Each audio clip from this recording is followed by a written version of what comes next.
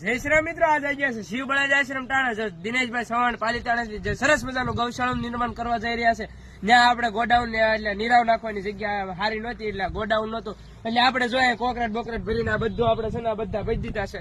જો કુદરત આપણને સાથ આપે એટલે કે વરસાદ થોડાક દી ન આવે ને વરાપ નીકળે એટલે આપણે લોખંડનું કાર્ય શરૂ કરીને આવડું આ બધું સાફ કરીને આપણે અહીં છે ને લોખંડનો શેડ જ ઉભો કરવાનો છે.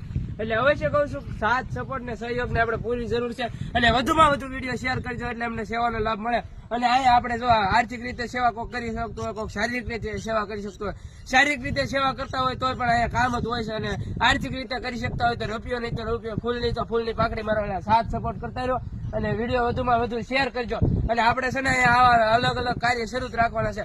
અને બધા બળદ તમે જોઈ શકો છો, બધા બળદ છે ને બહાર ખાવા આવેલા છે, અને ઘણા બધા અપંગ બળદ છે. એ હું તમને છે ને આ જ વિડીયોમાં દેખાડી કે ઘણા બધા અપંગ જે 3 પગે હાલતા હોય છે, જેઓ પણ એને પણ સારામાં સારી સુવિધા આપવામાં આવે છે, ને એને પણ કઈ મુશ્કેલ ન પડે, એને આંસુ ન આવે, એટલા માટે એને માટે પણ સરસ મજાનું કાર્ય થાય છે.